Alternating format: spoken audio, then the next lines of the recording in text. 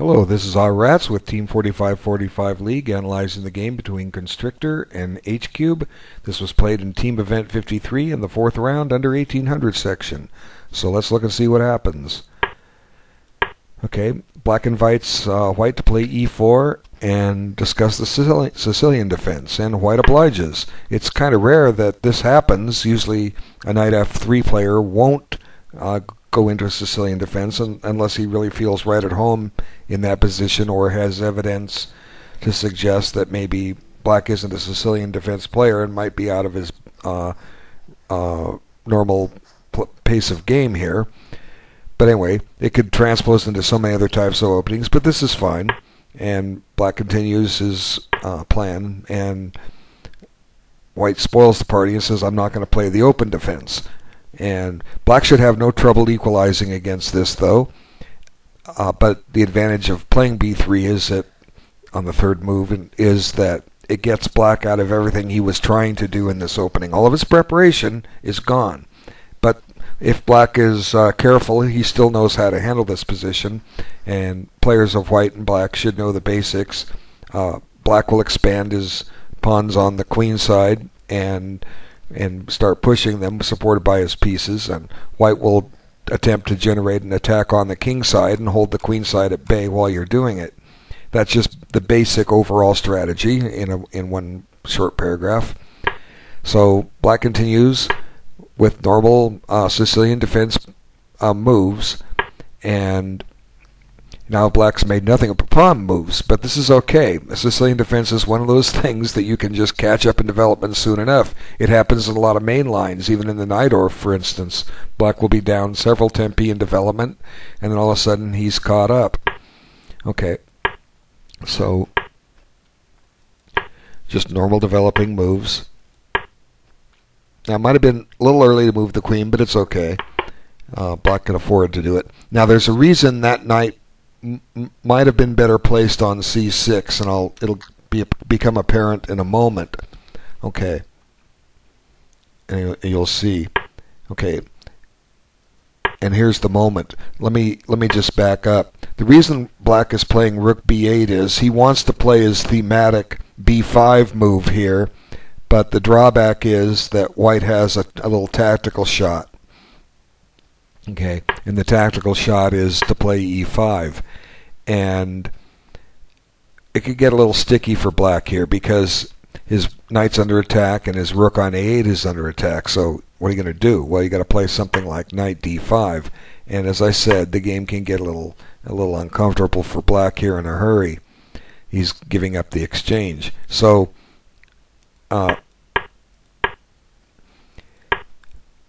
just based on that, you can see why the knight would have been better posted on c6 in this line. Now, it's true the knight doesn't support f6, but it does block the file. So now, as a result, if White plays a4 here, and eventually Black is going to play b5, when that happens, White will be the one in control of the a file. Instead, Black could have kept a rook there and tried to keep a rook there so that he would at least be holding his own on the a file and maybe even end up in control of it, depending on how the game plays out. Okay, so let's just proceed. I just want to make a point. By saying the Black could end up controlling it, it has to do with the fact that the Black queen is on the second rank and the White queen is on the first rank. If the two rooks opposed each other on the open file, Black could, if White makes a trade, Black is eventually going to be castled and take back with his rook, thus being on the open file. But if Black makes the trade on a1, how's White going to recapture? If he takes with the queen or the bishop, then over to a1, then Black will be able to move his remaining rook over to a1 and either control the file or tempo the queen. So that's one of the reasons why White would want his back rank clear. So it's one advantage of having the queen up on c7. You can take back on a8 with a rook. Okay, that's deep, but you get the point. Okay, so let's get to the main continuation. And White's going about his business of kingside pawn expansion. And now black does the same, what he should be doing. Now, so far black's held back with castling. Eventually he's going to need to do that, but for the moment, white's not poised to get at the black king. Nothing is really coordinated that way, so it's okay. But still, both sides have incomplete development. Black has to castle and move his queen's bishop, and white has to move his queen and his queen's rook, get him into play. And now black's almost caught up. And now comes a4. But now it's interesting because black is able to push here with b4 and close the file that he didn't want open or may have wanted open. But at the same time, one drawback with b4 is it takes away a lot of the fluidity of black's activity. In other words, it's going to, with a position closed there, it's going to require a new method of opening up, and the only way to do that is eventually get a c4 break in. So this, in effect, it's okay, but it just drives white over to the side of the board he wants to be on, and black has to stop and regroup and prepare the c4 break. Okay, so had he had the knight on c6, he would have had to move the rook to b8 and could be ready to oppose on the open a file and not have to push by with b4. Okay, it's long and involved, but it makes sense. Okay, now black's taking his time, which is good. White, not so much so, but we'll watch the clocks as we go. Okay, so now white's figured his knight has no future there, but actually it was okay there. He could have... This is a standard move to follow up. Now, what white is trying to do is make an exchange on f5 and then pressure that pawn somehow. Bishop h3, knight f4 right away. You don't have to fear g5 because knight takes e6. And if anything, aside from winning the exchange, you can come back and grab the pawn on g5 probably. So, unless I'm missing something blatantly obvious, f5 just seems to be the correct move here. Black doesn't want to take. They'll just put the knight in a prime position. Perhaps he was afraid that white would or black would push e5, locking up most of the queen side, although it's not entirely locked up. Black has a d5 break at the appropriate moment, but he may not have much more than that, and it's going to take a little while for black to find a plan to play in the center, and his c4 break may be entirely gone. So just for instance, let's just spend a move, take a quick look. Now d5, okay. If white doesn't take, black may very well take, and he's trying to win a pawn. But if white has that covered, I'm just saying then black would have a c4 break. So let's go ahead and take, and then take back with the knight. Okay, black no longer has the c4 break here, though. Okay, that's one of the ideas behind it. Although he might have it from some tactical points of getting a check in and occupying e3, that white would have to watch out for. Ideally, white would like to get a knight on e4, but it doesn't seem possible how he's going to do that very easily. This seems reasonable for black. Might not have been a bad choice. Okay, so let's go back. But anyway, he didn't play f5. He played knight f3. So there may have been good reason not to want black to play e5 in there, but black might still try for it, except white would have an option to push by, but then black still has his thematic center break d5. Okay, so let's just move on.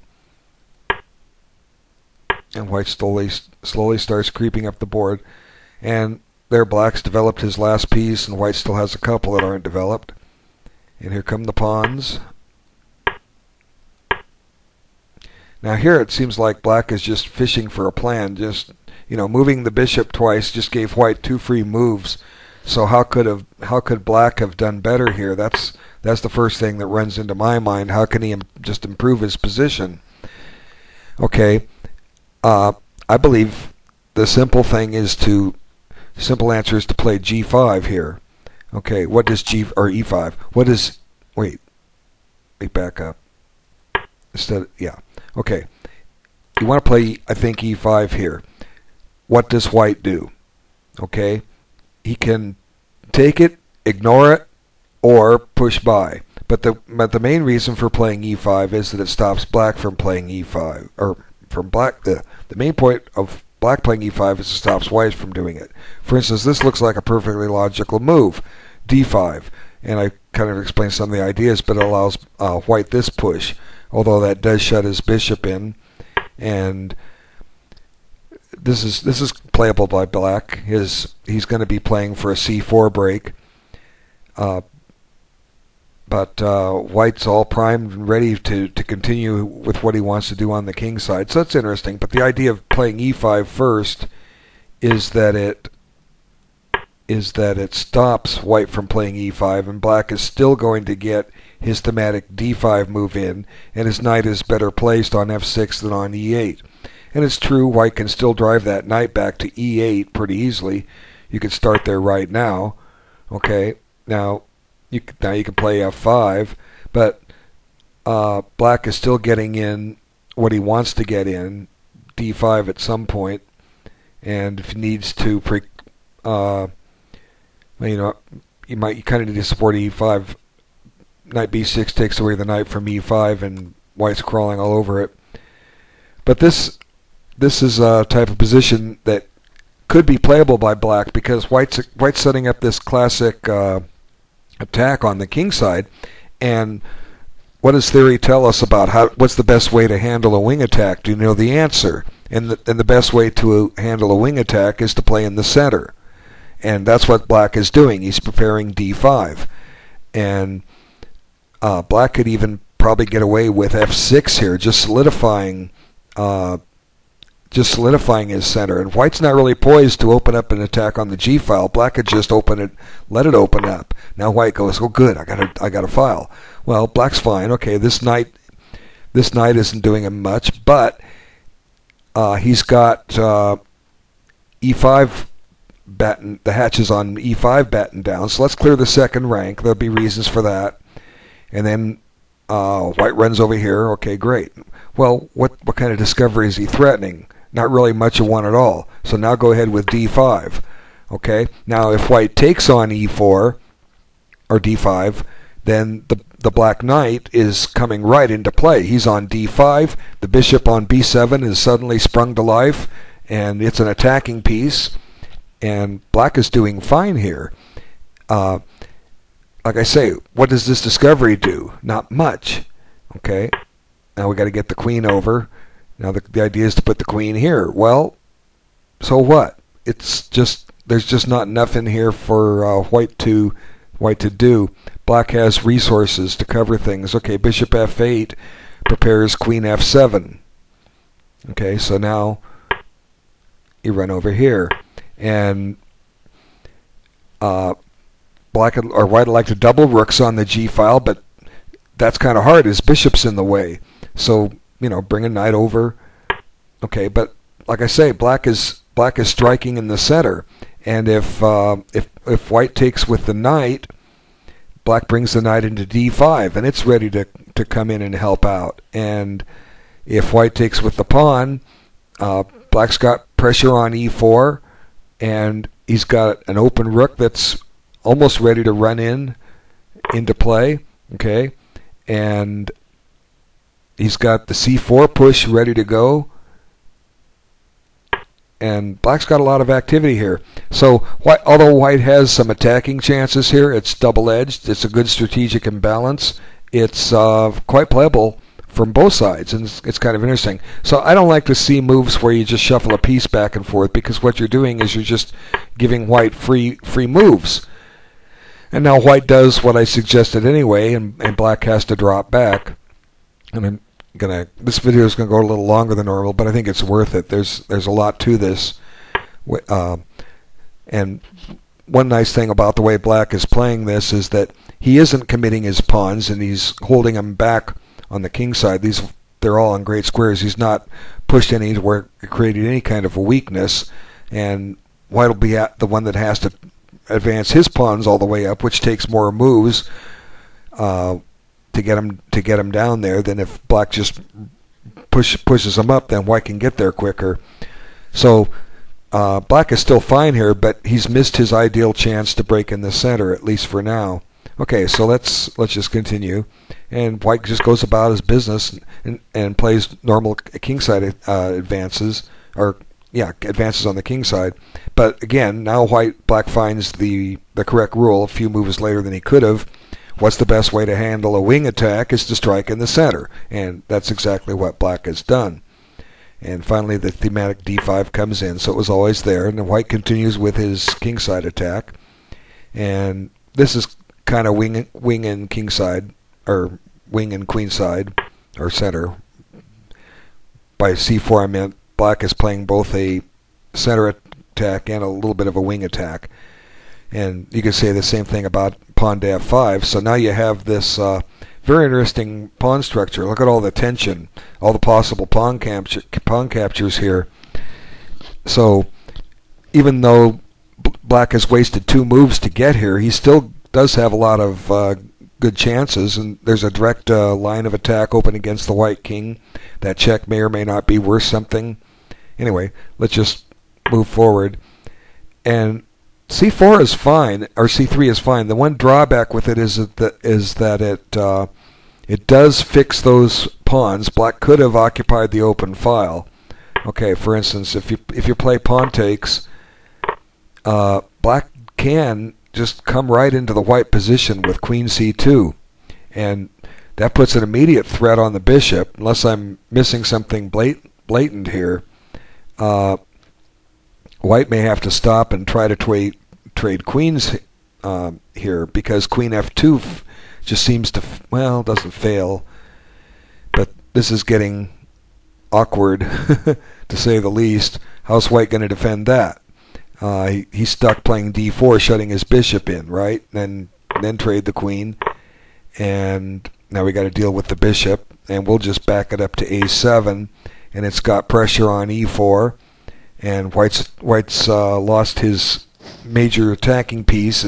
It's been traded, and black looks quite reasonable here. So to some degree, it's good to keep the tension on.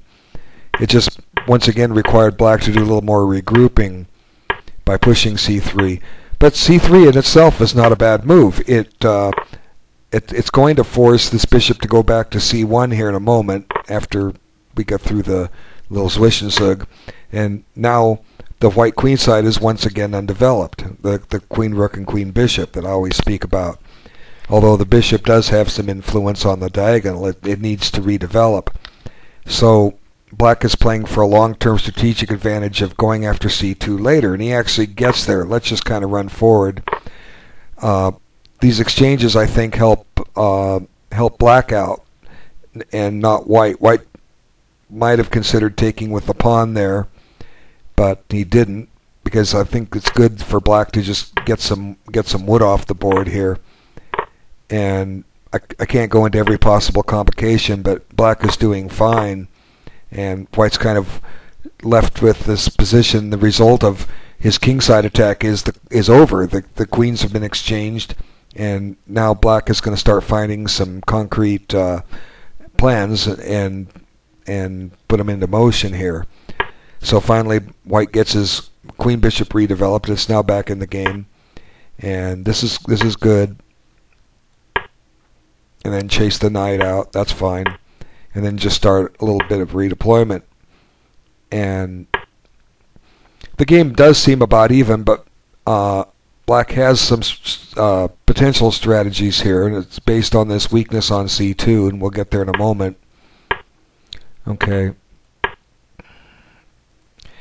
And right now it's just kind of like an even game as both sides maneuver. The development is completed. All their pieces are over on one side of the board, and if black can get any inroad, he's going to be fine and have some winning chances. Okay, now there's some pressure on g5, and it's still there. And what happens as a result of these exchanges is black goes and wins this pawn. And now black is a pawn ahead, and white kind of tends to starts to misplay this a little bit here. You'll see what I mean in a minute.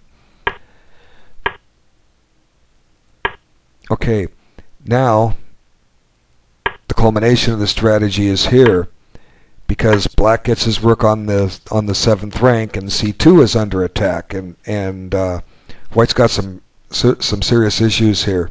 And I believe this next move is the turning point of the game, where black should win this, and I'll show you how.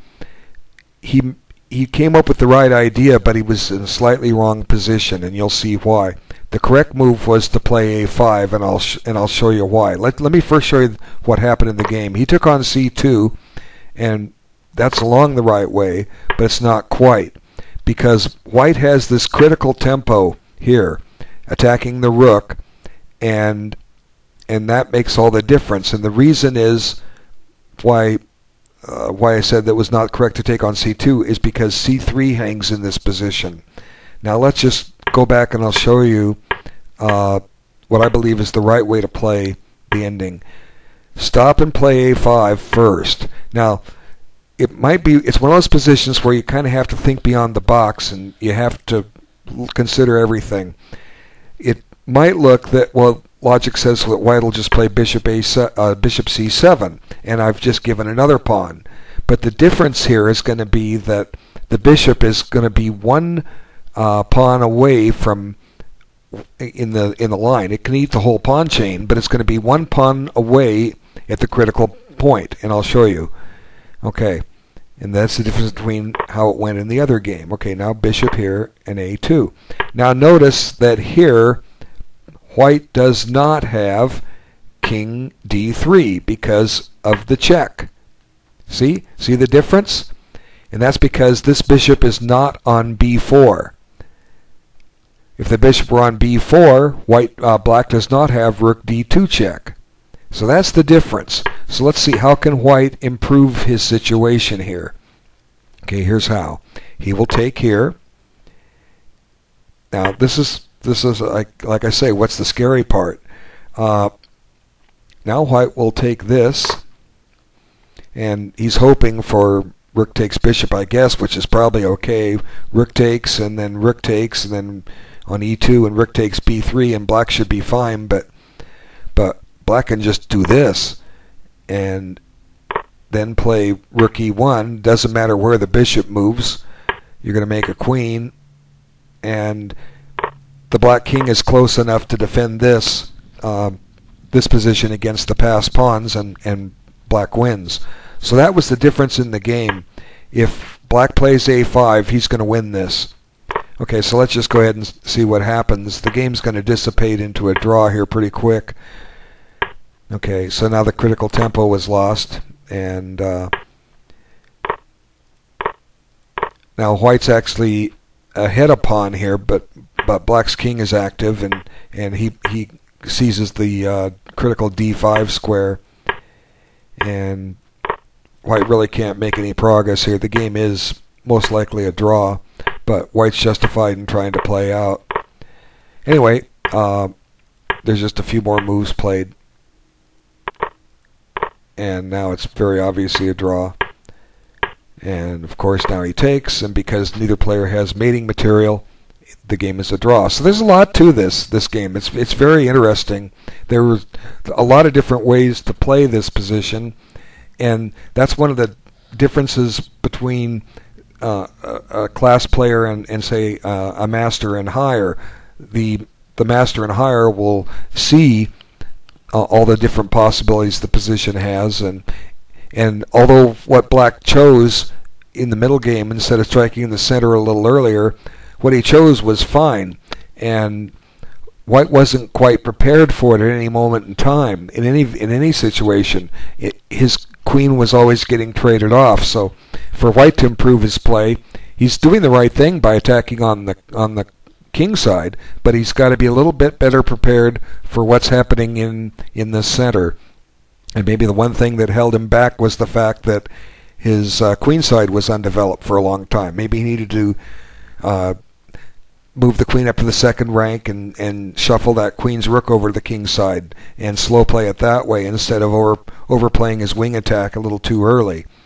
So these ideas, if some one idea doesn't work, find another one that does, and try things in a little different order next time. And then White might have had more chances to win, because it just seemed like White never really had any realistic winning chances here, and suddenly Black did. And I guess that can be attributed to the fact that he was a little better developed. Development rules.